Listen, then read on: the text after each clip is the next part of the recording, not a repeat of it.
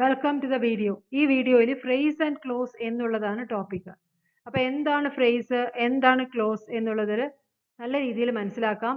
ഇത് നിങ്ങൾക്ക് റിട്ടൺ ഇംഗ്ലീഷും സ്പോക്കൺ ഇംഗ്ലീഷും ഒരേപോലെ ഡെവലപ്പ് ചെയ്യാനും ഇംപ്രൂവ് ചെയ്യാനും സഹായിക്കും. A phrase is A group of words without both subject and verb. Phrase എന്ന് വെച്ചാൽ എ ഗ്രൂപ്പ് ഓഫ് വേർഡ്സ് ആണ്. പക്ഷെ അതിൽ സബ്ജക്റ്റിനെയും വെർബിനെയും ഒരേ സമയം കാണാൻ പറ്റില്ല. സബ്ജക്റ്റ് വെർബ് കോമ്പിനേഷൻ ഉണ്ടാവില്ല ആ ഗ്രൂപ്പ് ഓഫ് വേർഡ്സിൽ. അതാണ് ഫ്രേസിന്റെ പ്രത്യേകത. ദേ സ്റ്റഡി ഇൻ ദ ഈവനിങ് എന്നുള്ള ഈ സെന്റൻസിൽ ഇൻ ദ ഈവനിങ് എന്നുള്ള ആ ഗ്രൂപ്പ് ഓഫ് വേർഡ്സ് മാത്രമാണ് ഫ്രേസ്. ദേ എന്നുള്ളത് സബ്ജക്റ്റ്, സ്റ്റഡി എന്നുള്ളത് വെർബ്. അപ്പോൾ ഫ്രേസ് എന്ന് വെച്ചാൽ എന്താണ്? A group of words without subject verb combination. അത് നല്ല രീതിയിൽ മനസ്സിലാക്കണം. ഫ്രേസ് എന്താണ്, ക്ലോസ് എന്താണെന്നുള്ളത്. A close is A group of words consisting A subject and A verb. എന്നാൽ ക്ലോസ് എങ്ങനെയാണ് ഫ്രേസിൽ നിന്ന് വ്യത്യസ്തമായിരിക്കുന്നത്? അതും ഒരു ഗ്രൂപ്പ് ഓഫ് വേർഡ്സ് ആണെങ്കിലും അതിൽ സബ്ജക്റ്റ് വെർബ് കോമ്പിനേഷൻ ഉണ്ട്. സബ്ജക്റ്റ് വെർബ് കോമ്പിനേഷൻ നമുക്ക് കാണാൻ പറ്റും എന്തില്? ക്ലോസില്. അതാണ് ഫ്രേസും ക്ലോസും തമ്മിലെ മെയിൻ ഡിഫറൻസ്. രണ്ടും പക്ഷെ ഒരു ഗ്രൂപ്പ് ഓഫ് വേർഡ്സ് ആണ്, എ ഗ്രൂപ്പ് ഓഫ് വേർഡ്സ്. പക്ഷെ ക്ലോസിൽ സബ്ജക്റ്റ് വെർബ് കോമ്പിനേഷൻ ഉണ്ട്. If you work hard you will pass the exam എന്നുള്ള ഈ കോംപ്ലക്സ് സെന്റൻസ് അഥവാ ഇതൊരു കണ്ടീഷണൽ സെന്റൻസ് ആണ്. ഇഫ് ക്ലോസും മെയിൻ ക്ലോസും ഉണ്ട്.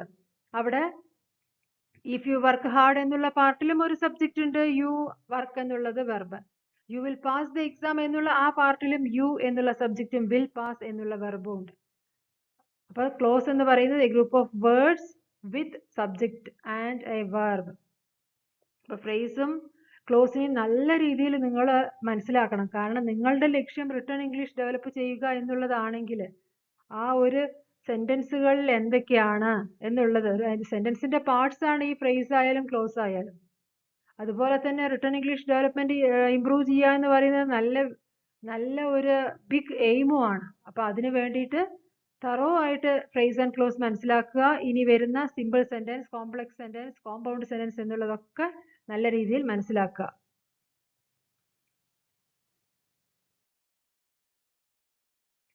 On the basis of their functions and construction, phrases are divided into various types. ഫ്രേസസിനെ various types ആയിട്ട് divide ചെയ്തിട്ടുണ്ട്. എന്തിന്റെ ബേസിലാണ്? അതിന്റെ ഫങ്ഷൻസ്, അതിന്റെ കൺസ്ട്രക്ഷൻസ്, അതൊക്കെ നോക്കിയിട്ട് എന്താണ് ആ ഫ്രേസ് ആ സെന്റൻസിൽ ചെയ്യുന്ന ഫങ്ഷൻ, എന്താണ് ആ ഗ്രൂപ്പ് ഓഫ് വേർഡ്സിന്റെ കൺസ്ട്രക്ഷൻ എന്നൊക്കെ നോക്കിയിട്ട് ഫ്രേസിനെ വേരിയസ് ടൈപ്സ് ആയിട്ട് ഡിവൈഡ് ചെയ്തിട്ടുണ്ട്. Adjective phrase, adverb phrase, verb phrase, prepositional phrase. Prepositional phrase എന്നൊക്കെ പറയുന്നത് കോമൺ ആയിട്ട് കാണുന്നതാണ്. She is wearing a beautiful green shirt. ഇവിടെ ഇതൊരു സെന്റൻസ് ആണ്. ഈ സെന്റൻസ് ഒരു പ്രസന്റ് കണ്ടിന്യൂസ് ആയതുകൊണ്ടാണ് വെർബ് ഈസ് പ്ലസ് വെയറിങ് എന്ന് വന്നിരിക്കുന്നത്. കണ്ടിന്യൂസ് സെന്റൻസ് ആയതുകൊണ്ടാണ് മെയിൻ വെർബ് ing ഫോമില്. എ ബ്യൂട്ടിഫുൾ ഗ്രീൻ ഷർട്ട് എന്നുള്ള ആ ഒരു ഗ്രൂപ്പ് ഓഫ് വേർഡ്സ് ആണ് phrase. A boy with brown hair is singing എന്ന് പറയുന്ന ഈ സെന്റൻസിൽ a boy with brown hair എന്നുള്ള ആ ഒരു ഗ്രൂപ്പ് ഓഫ് വേർഡ്സ് ഒരർത്ഥമുള്ള വേർഡ്സ് ആണ്. അതൊരു ഫ്രേസ് ആണ്. അതിൽ സബ്ജക്റ്റീവ് വെർബിനെയും കൂടി നമുക്ക് കാണാൻ പറ്റില്ല. ഈ സിംഗിങ് എന്ന് പറയുന്നത് വെർബാണ്. ബ്രൗൺ ഹെയറുള്ള ആ ആൺകുട്ടി പാടിക്കൊണ്ടിരിക്കുന്നു. The man in the room is our science teacher. ആ റൂമിലുള്ള അയാള് ഞങ്ങളുടെ സയൻസ് ടീച്ചറാണ് എന്ന് പറയുന്ന ഈ സെന്റൻസിൽ ഇൻ ദ റൂം, റൂമിൽ എന്ന് പറയുന്ന ആ ഗ്രൂപ്പ് ഓഫ് വേർഡ്സ് ഒരു ഫ്രേസ് ആണ്. She always behaves in A good manner. ഇതിൽ ഇൻ എ ഗുഡ് മാനർ എന്നുള്ള ആ ഗ്രൂപ്പ് ഓഫ് വേർഡ്സ് ഒരു ഫ്രേസ് ആണ്. പക്ഷെ ഈ രണ്ട് ഫ്രേസും തുടങ്ങിയിരിക്കുന്നത് ഒരു പ്രിപ്പോസിഷനിലാണ്. പ്രിപ്പോസിഷൻ വെച്ച് തുടങ്ങുന്ന group of words prepositional phrase എന്നറിയപ്പെടുന്നു. അത് സെന്റൻസുകൾ കോമൺ ആയിട്ട് കാണപ്പെടുന്നവയാണ്. A prepositional phrase starts with a preposition and functions as an adjective or an adverb in a sentence. അപ്പോൾ പ്രിപ്പോസിഷണൽ ഫ്രേസ് പ്രിപ്പോസിഷൻ വെച്ചിട്ടാണ് തുടങ്ങുന്നത്. അത് അതിന്റെ ഫംഗ്ഷൻ എന്താണ് ആ സെന്റൻസിൽ? ചിലപ്പോൾ അഡ്ജക്റ്റീവിന്റെ ഫംഗ്ഷൻ ചെയ്യും. എന്താണ് അഡ്ജക്റ്റീവിന്റെ ഫംഗ്ഷൻ? നൗണിനെ വിശേഷിപ്പിക്കുക. It modifies the noun. അഡ്വർബിന്റെ ഫംഗ്ഷൻ എന്താണ്? It modifies verb, adverb and also adjective. അഡ്വർബിന്റെ ഫംഗ്ഷൻ കുറച്ച് കൂടുതലാണ്. പാർട്സ് ഓഫ് സ്പീച്ചിൽ നിങ്ങൾ നല്ല രീതിയിൽ ആ വീഡിയോയിൽ മനസ്സിലാക്കിയിട്ടുണ്ട്. അപ്പോൾ ഈ പ്രിപ്പോസിഷണൽ ഫ്രേസിന്റെ ഫംഗ്ഷൻസ് ഇതൊക്കെയാണ്, അഡ്ജക്റ്റീവ് ആയിട്ടും അഡ്വർബ് ആയിട്ടും ഒക്കെ. അപ്പോൾ ഫ്രേസ് എന്താണ്, ക്ലോസ് എന്താണെന്ന് നല്ല രീതിയിൽ മനസ്സിലാക്കുക. Two types of clauses. Clauses രണ്ട് തരത്തിലുണ്ട്, independent clause and dependent clause. ഇത് രണ്ടും നല്ല രീതിയിൽ മനസ്സിലാക്കണം. അപ്പോൾ ഇതിനെക്കുറിച്ച് കൂടുതൽ മനസ്സിലാക്കുക. ഇൻഡിപെൻഡന്റ് ക്ലോസ് എന്ന് വെച്ചാൽ, ഇൻഡിപെൻഡന്റ് എന്ന് വെച്ചാൽ അർത്ഥം എന്താ? സ്വതന്ത്രം. ഡിപെൻഡന്റ് എന്ന് വെച്ചാൽ എന്തോ ഒന്നിനെ ആശ്രയിക്കുന്നുണ്ട് എന്നർത്ഥം. അപ്പോൾ അതിനനുസരിച്ചിട്ടാണ് ഈ ക്ലോസസ് ഉള്ളത്. Independent clauses are complete sentences. Independent clauses independent ആണ്, അതുകൊണ്ട് തന്നെ അതിനൊരു കംപ്ലീറ്റ് സെന്റൻസിന്റെ ഫങ്ഷൻ ചെയ്യാൻ പറ്റും. They can stand alone and express a complete idea. അതിന് തനിയെ ഒരു സെന്റൻസ് ആയിട്ട് നിൽക്കാൻ പറ്റും, അതിന് കംപ്ലീറ്റ് ഐഡിയ ഉണ്ട് ഇൻഡിപെൻഡന്റ് ക്ലോസിന്. ഇൻഡിപെൻഡന്റ് ക്ലോസിന്റെ വേറെ പേരാണ് മെയിൻ ക്ലോസ് അല്ലെങ്കിൽ പ്രിൻസിപ്പൽ ക്ലോസ്. ഇതൊക്കെ ഇൻഡിപെൻഡന്റ് ക്ലോസിന്റെ പേരുകളാണ്. I need a white paper, ഇതൊരു ഇൻഡിപെൻഡന്റ് ക്ലോസ് ആണ്. സബ്ജക്റ്റ് ഉണ്ട്, എന്താണ്? ഐ. നീഡ് എന്ന് പറയുന്നത് വെർബാണ്. പിന്നെ അത്ര information, I need a white paper, എനിക്കൊരു വൈറ്റ് പേപ്പർ ആവശ്യമുണ്ട് എന്ന് പറയുന്നത് ഇതൊരു ഇൻഡിപെൻഡന്റ് ക്ലോസ് ആണ്. Varun is A tennis player, ഇതും ഒരു ഇൻഡിപെൻഡന്റ് ക്ലോസ് ആണ്. സബ്ജക്റ്റ് ഉണ്ട്, വെർബ് ഉണ്ട്, അതർ ഇൻഫോർമേഷൻ, കംപ്ലീറ്റ് ഐഡിയ തരുന്ന തരത്തിലുള്ള ഇൻഫോർമേഷൻസ് എല്ലാം അതിലുണ്ട്. അതുകൊണ്ട് തന്നെ അതൊരു ഇൻഡിപെൻഡന്റ് ക്ലോസ് എന്നറിയപ്പെടുന്നു. Dependent clause contain both subject and verb, but they don't express a complete idea. Dependent clauseലും സബ്ജക്റ്റും വെർബും ഒക്കെ ഉണ്ട്. Group of words with subject and verb എന്നുള്ളത് തന്നെയാണ് ഡിപെൻഡന്റ് ക്ലോസ്. ബട്ട് അല്ലെങ്കിൽ അതിന് തനിയെ ഒരു സെന്റൻസ് ആയിട്ട് നിൽക്കാൻ പറ്റുന്നില്ല. ഏതിന്? ഡിപെൻഡന്റ് ക്ലോസിന്. A group of words with subject വെർബാണ്, പക്ഷെ അതിന് കംപ്ലീറ്റ് ഐഡിയ നമുക്ക് കൺവേ ചെയ്ത് തരാൻ പറ്റില്ല. അതുകൊണ്ടാണ് അതിനെ ഡിപെൻഡന്റ് ക്ലോസ് എന്ന് പറയുന്നത്. വെൻ ഇറ്റ് ഈസ് റെയിനിങ്, അതൊക്കെയാണ് എക്സാമ്പിൾസ് നോക്കുക. വെൻ ഇറ്റ് ഈസ് റെയിനിങ്, മഴ പെയ്തുകൊണ്ടിരിക്കുമ്പോൾ. ഇപ്പം മലയാളത്തിലാണെങ്കിലും കൂടി മഴ പെയ്തുകൊണ്ടിരിക്കുമ്പോൾ എന്ന് മാത്രം പറയുമ്പോൾ അത് ഇൻകംപ്ലീറ്റ് ആണ്. ബാക്കി ഇൻഫോർമേഷനും കൂടി നമുക്ക് വേണ്ടിയിരിക്കുന്നു. വെൻ ഇറ്റ് ഈസ് റെയിനിങ്, ഇതൊരു ഡിപെൻഡന്റ് ക്ലോസ് ആണ്. After you go to school, അതും ഒരു ഡിപെൻഡന്റ് ക്ലോസ് ആണ്. നീ സ്കൂളിൽ പോയതിനു ശേഷം.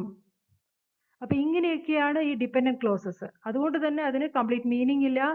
അത് ഡിപെൻഡന്റ് ചെയ്യുന്നത് ആരെയാണ്? ഇൻഡിപെൻഡന്റ് ക്ലോസിനെയാണ്, ഒരു കംപ്ലീറ്റ് സെന്റൻസ് ആവുന്നതിന് വേണ്ടിയിട്ട്. When it is raining, I watch television. After you go to school, I will complete my work. ഇങ്ങനെ ഒരു ഇൻഡിപെൻഡന്റ് ക്ലോസിന്റെ സഹായവും കൂടി ഉണ്ടെങ്കിൽ ഡിപെൻഡന്റ് ക്ലോസിന് ഒരു സെന്റൻസിന്റെ സ്ട്രക്ചറിലേക്ക് എത്താം. അപ്പോൾ നിങ്ങൾ ഈ ഇൻഡിപെൻഡന്റ് ക്ലോസും ഡിപെൻഡന്റ് ക്ലോസും തറവായി മനസ്സിലാക്കണം. എന്താണ് അവ തമ്മിലുള്ള ഡിഫറൻസ് എന്നുള്ളത്. എന്തുകൊണ്ടാണ് ഡിപെൻഡന്റ് ക്ലോസിന് തനിയൊരു സെന്റൻസ് ആവാൻ പറ്റാത്തത്? അത് തുടങ്ങുന്നത് ഒന്നുകിൽ സബോർഡിനേറ്റ് കൺജങ്ഷൻ വെച്ചുകൊണ്ട്, അല്ലെങ്കിൽ റിലേറ്റീവ് പ്രോനൗണിൽ. ഇങ്ങനെയൊക്കെയാണ് അത് തുടങ്ങുന്നത് ആ സെന്റൻസ്. ശ്രദ്ധിച്ചറിയാം, വെൻ, ആഫ്റ്റർ എന്നൊക്കെയാണ് അതിന്റെ സ്റ്റാർട്ടിങ്. അതുകൊണ്ടാണ് അതിനൊരു സെന്റൻസ് ആവാൻ പറ്റാതെ പോകുന്നത്. ഡിപെൻഡന്റ് ക്ലോസിന്റെ വേറൊരു പേരാണ് സബോർഡിനേറ്റ് ക്ലോസ്. സബോർഡിനേറ്റ് കൺജങ്ഷൻ വെച്ചുകൊണ്ടാണ് അധികവും ഈ ഡിപെൻഡന്റ് ക്ലോസസ് ഒക്കെ ഉള്ളത്. അതുകൊണ്ടാണ് അതിന് വേറൊരു പേര് സബോർഡിനേറ്റ് ക്ലോസ്. ഇൻഡിപെൻഡന്റ് ക്ലോസിന്റെ വേറൊരു പേര് മെയിൻ ക്ലോസ് അല്ലെങ്കിൽ പ്രിൻസിപ്പൽ ക്ലോസ്. അത് എന്തുകൊണ്ടാണ് മെയിൻ ക്ലോസ് എന്ന് പറയപ്പെടുന്നത്? അത് കംപ്ലീറ്റ് ഒരു സെന്റൻസ് ആയിട്ട് നിൽക്കാൻ അതിന് പറ്റുന്നു.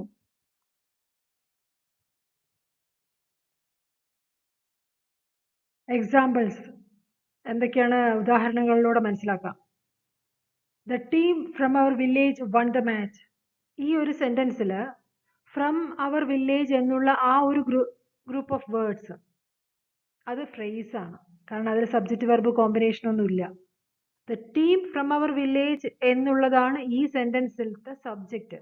ആ സബ്ജക്റ്റിലത്തെ ഒരു പാർട്ടായിട്ടാണ് ഫ്രം അവർ വില്ലേജ് എന്നുള്ള ആ ഒരു ഗ്രൂപ്പ് ഓഫ് വേർഡ്സ് നിൽക്കുന്നത്. ഞങ്ങളുടെ വില്ലേജിൽ നിന്നും എന്ന് പറയുന്നത്. അപ്പോൾ ഈ ഫ്രേസ് എന്ന് വെച്ചാൽ ഈ ഗ്രൂപ്പ് ഓഫ് വേർഡ്സ് മാത്രമാണ് എന്നുള്ള ഓർമ്മ വേണം. We sat in a corner of the room എന്ന് പറയുന്നത് അതേപോലെ a corner of the room എന്ന് പറയുന്നത് ഒരു ഗ്രൂപ്പ് ഓഫ് വേർഡ്സ് ആണ്, അതൊരു ഫ്രേസ് ആണ്. വി എന്നുള്ളത് സബ്ജക്റ്റ്, സാറ്റ് എന്നുള്ളത് verb. In a corner of the room എന്നുള്ള പ്രിപ്പോസിഷൻ ഉൾപ്പെടുത്തിക്കൊണ്ട് ഇതിനെ പ്രിപ്പോസിഷണൽ ഫ്രേസ് എന്നും കൂടി പറയാം. He has been playing four 3 hours എന്നുള്ള ഈ സെന്റൻസിൽ ഹാസ് ബീൻ പ്ലേയിങ് എന്ന് പറയുന്നത് വെർബിന്റെ സ്ട്രക്ചർ ആണെങ്കിലും ആ ഒരു group of words verb phrase എന്നറിയപ്പെടുന്നു. മൈ സിസ്റ്റർ പ്രിഫേഴ്സ് കോഫി, ഇതൊരു ഇൻഡിപെൻഡന്റ് ക്ലോസ് ആണ്, ഒരു സെന്റൻസ് ആയിട്ട് നിൽക്കുന്നു. The pipe that damage in the rainy season will cost lakhs to replace എന്ന് പറയുന്ന ഈ ഒരു കോംപ്ലക്സ് സെന്റൻസിൽ ഒരു മെയിൻ ക്ലോസും ഒരു സബോർഡിനേറ്റ് ക്ലോസ് അഥവാ ഡിപെൻഡന്റ് ക്ലോസും ഉണ്ട്.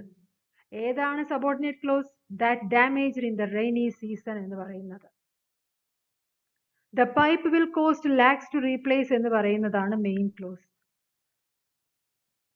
That damage in the rainy season, മഴ സീസണിൽ ഡാമേജ് ചെയ്യപ്പെട്ട എന്ന് പറയുന്ന ആ ഒരു സെന്റൻസിന് കംപ്ലീറ്റ് മീനിങ് ഇല്ല. അതുകൊണ്ടാണ് അത് ഡിപെൻഡന്റ് ക്ലോസ് എന്ന് പറയുന്നത്. ഡിപെൻഡന്റ് ക്ലോസ് എപ്പോഴും സ്റ്റാർട്ട് ചെയ്യുന്നത് ഒന്നുകിൽ സബോർഡിനേറ്റ് കൺജക്ഷൻ കൊണ്ട് അല്ലെങ്കിൽ റിലേറ്റീവ് പ്രോനൗൺ. അപ്പൊ അതിനൊരു ഇൻഡിപെൻഡന്റ് ക്ലോസിന്റെ സഹായം വേണം ഒരു സെന്റൻസ് ആവാൻ ഡിപെൻഡന്റ് ക്ലോസിന്. My brother who is an engineer lives in Mumbai എന്ന് പറയുന്ന ഈ സെന്റൻസിൽ ഹു ഈസ് എൻ എഞ്ചിനീയർ എന്ന് പറയുന്നത് ഒരു ഡിപെൻഡന്റ് ക്ലോസും my brother lives in Mumbai എന്ന് പറയുന്നത് ഒരു ഇൻഡിപെൻഡന്റ് ക്ലോസുമാണ്. ഇതൊക്കെ ഡിപെൻഡന്റ് ക്ലോസും ഇൻഡിപെൻഡന്റ് ക്ലോസും കൂടി ചേർത്ത് എഴുതുന്ന ഒരു ലോങ് സെന്റൻസ് എന്ന് പറയുമ്പോൾ അതിന് പറയുന്നത് കോംപ്ലക്സ് സെന്റൻസ് എന്നാണ്. നമ്മൾക്ക് റിട്ടൺ ഇംഗ്ലീഷ് ഡെവലപ്പ് ചെയ്യണമെങ്കിൽ ഈ ഫ്രേസ് ആൻഡ് ക്ലോസിലും നല്ല അറിവ് വേണം. തുടർന്ന് ഇനി വരുന്ന simple sentence, compound sentence, complex സെന്റൻസുകളെല്ലാം നല്ല രീതിയിൽ മനസ്സിലാക്കി അത് നിറയെ എഴുതി മനസ്സിലാക്കിയാൽ നിങ്ങൾക്കും റിട്ടൺ ഇംഗ്ലീഷ് ആരുടെ സഹായം കൂടാതെ ഒരു ടോപ്പിക് കിട്ടിയാൽ ഇംഗ്ലീഷിൽ നിങ്ങൾക്ക് ഒരു പാരഗ്രാഫ് എഴുതാൻ പറ്റും. ഡോണ്ട് ടോക്ക് ലൈക്ക് ദാറ്റ്, ആ വിധത്തിൽ സംസാരിക്കരുത് എന്ന് പറയുന്ന ഈ ഒരു ഇമ്പറാറ്റീവ് സെന്റൻസിൽ ലൈക്ക് ദാറ്റ് എന്ന് പറയുന്നത് ഒരു ഗ്രൂപ്പ് ഓഫ് വേർഡ്സ് ആണ്. അതെന്താണ്? ഫ്രേസ് ആണ്. I think that she will win the match, ഇതൊരു കോംപ്ലക്സ് സെന്റൻസ് ആണ്. കാരണം ഒരു ഇൻഡിപെൻഡന്റ് ക്ലോസും ഉണ്ട്, ഒരു ഡിപെൻഡന്റ് ക്ലോസും ഉണ്ട്. ഏതാ dependent close? That she will win the match. Independent close I think, ഞാൻ വിചാരിക്കുന്നു അവൾ മാച്ച് ജയിക്കുമെന്ന്. I don't expect anything from your hands, ഞാൻ നിന്നിൽ നിന്നും ഒന്നും പ്രതീക്ഷിക്കുന്നില്ല നിന്റെ കയ്യിൽ നിന്നും എന്ന് പറയുന്ന ഈ സെന്റൻസിൽ ഫ്രം യുവർ ഹാൻഡ്സ് എന്ന് പറയുന്നത് ഒരു ഗ്രൂപ്പ് ഓഫ് വേർഡ്സ് ആണ്, ഒരു ഫ്രേസ് ആണ്. They live where the climate is good, അവരെവിടെ താമസിക്കുന്നത്? ക്ലൈമറ്റ് നല്ല ക്ലൈമറ്റുള്ള സ്ഥലത്താണ് അവർ താമസിക്കുന്നത് എന്ന് പറയുന്ന ഈ സെന്റൻസിൽ where the climate is good എന്ന് പറയുന്നത് ഡിപെൻഡന്റ് ക്ലോസ് ആണ്. ദേ ലിവ് എന്ന് പറയുന്നത് ഇൻഡിപെൻഡന്റ് ക്ലോസ് ആണ്. എന്തുകൊണ്ടാണ് ഈ ഡിപെൻഡന്റ് ക്ലോസ് എപ്പോഴും ഡിപെൻഡന്റ് ആയി പോയത്? കാരണം അത് തുടങ്ങുന്നത് ഒന്നുകിൽ സബോർഡിനേറ്റ് കൺജങ്ഷൻ ഉപയോഗിച്ചുകൊണ്ട് അല്ലെങ്കിൽ റിലേറ്റീവ് പ്രോനൗൺ ഉപയോഗിച്ചുകൊണ്ട്. അതുകൊണ്ടാണ് ആ ഡിപെൻഡന്റ് ക്ലോസിന് ഒരു ഇൻഡിപെൻഡന്റ് ക്ലോസിന്റെ സഹായം വേണ്ടി വരുന്നത്. ഡിപെൻഡന്റ് ക്ലോസിന്റെ വേറൊരു പേരാണ് സബോർഡിനേറ്റ് ക്ലോസ്, അത് ഓർമ്മിക്കുക. ഇൻഡിപെൻഡന്റ് ക്ലോസിന്റെ വേറെ പേരുകൾ എന്താ? മെയിൻ ക്ലോസ് അല്ലെങ്കിൽ പ്രിൻസിപ്പൽ ക്ലോസ്. ഡിപെൻഡന്റ് ക്ലോസിന്റെ വേറെ പേര് സബോർഡിനേറ്റ് ക്ലോസ്. കാരണം സബോർഡിനേറ്റ് കൺജങ്ഷൻ ഉപയോഗിച്ചുകൊണ്ടാണ് ആ ഗ്രൂപ്പ് ഓഫ് വേർഡ്സ് തുടങ്ങുന്നത് എന്നതുകൊണ്ടാണ് ആ പേര് വന്നിരിക്കുന്നത്. അപ്പൊ ഈ ഇൻഡിപെൻഡന്റ് ക്ലോസും ഡിപെൻഡന്റ് ക്ലോസും ഫ്രേസും ഒക്കെ നല്ല രീതിയിൽ മനസ്സിലാക്കുമ്പോൾ it will help you to improve your written English. ഇത് മാത്രം പോരാ, ഇനി അടുത്തൊരു പാർട്ടും കൂടി ഉണ്ട്. ഇതിനെ തുടർന്ന് വരുന്ന simple sentence, complex sentence, compound sentence എന്ന് പറയുന്ന പാർട്ടാണ് യഥാർത്ഥത്തിൽ നിങ്ങളെ ഹെൽപ്പ് ചെയ്യുന്നത്. എന്തിന്? To improve your written and spoken English.